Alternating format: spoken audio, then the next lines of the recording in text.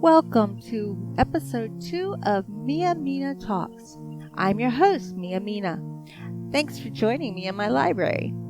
I have another one of my poems for you in this video. Before I start, I want to thank you for coming to watch my video. I'm working on the audio and I'm hoping that this one is much better than the last one. Please let me know in the comments below, and while you're there, like, subscribe, and ring the bell so you get notified when I upload new videos. I realized after the first video, I didn't really give information about the poem. So after this poem, I shall give a little bit about the last poem's creation. Please forgive me. I'm still working out the formatting for these. I promise I will get better. I have an announcement after this poem as well, so make sure you stay for it. For those of you who watched the interview on Zombified, you heard Steve Stockton ask me about the following poem. At the time, I couldn't find my worksheet listing the planned out videos. For some reason, I thought there was another one before it. When I found out this was the next video, I wondered how Steve knew. If you missed the interview, I'll leave a link below in the description. I will also leave a link to Steve's channel as well. You may know him as 13 Past Midnight. Both the Zombified and Steve's channel are great and worth taking your time to listen to and enjoy. I told a little about the poem during the interview because Steve asked me about it. I wrote this poem recently, even though my mother died in February 2017. I've been thinking about her a lot lately, and when looking through Facebook, I saw a message from my father with a picture about the stages and consequences of grief. I cried, of course. A few hours later, I went in one of my writing groups in Amino. There was a challenge to write something to someone whom you have lost or who has died that you loved. What started as a letter to my mother, whose favorite flowers were orchids, became a poem. This poem. This was a very hard poem to write because in addition to the loss of my mother 2 years ago, I've had 2 other very close friends die recently. Recording this at this time is very difficult as well. I was just made aware of another friend who is facing their last days after having a very debilitating illness and stroke. These words are directly from my heart to those we have lost and those left behind, whom we love and hold in our hearts as we wait to be with them again, which I truly believe we shall. Now, let me whisper in your ears. Grief's price. They say grief is the price of love. If my heart breaking even more every time I think of you, all the things I know you would have loved, is the price of love, I'll pay it. They say grief never ends. From other losses, I can more than agree. However, I can say it never gets easier as grief compounds. Each loss makes grief compound, the price grows. They say grief only changes. Of this too, I can agree. It is different too with each passage. It transforms into something different, which helps ease the price. They say grief is a passage,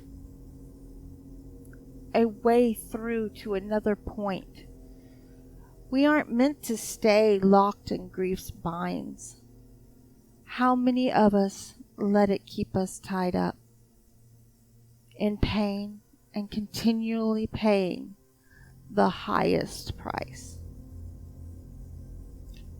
They say grief is not a sign of weakness, though some act like it is.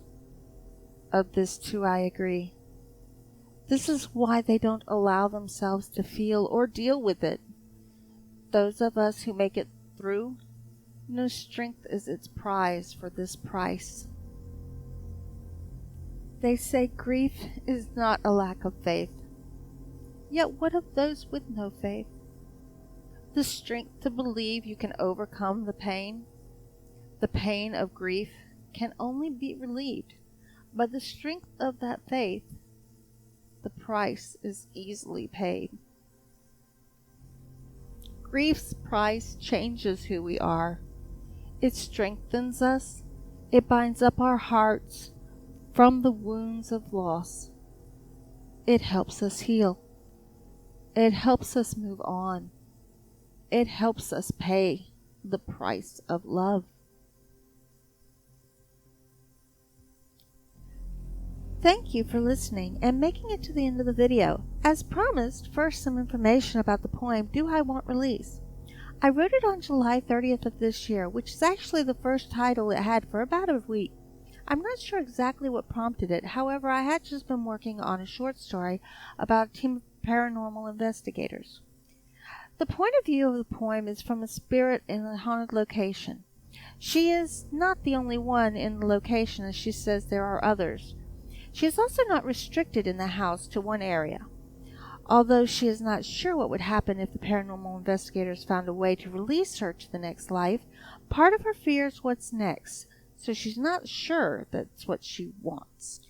If you missed that video, I'll leave a link in the description below to the growing playlist for the Mia Mina Talks series. You can check it out at your convenience. You may have noticed I have a new banner for my channel. We Shouldn't Be Here, artist and horror narrator, did a wonderful job of putting together a banner I can be proud of. I told him what I imagined it having, let him use his imagination and do his magic. I'm putting a link to his Twitter and YouTube channels in the description. If you're needing artwork for your channel or another project, check him out. Now for my announcement. I have opened a Teespring store. Yay, I have merch. I have t-shirts for adults and children.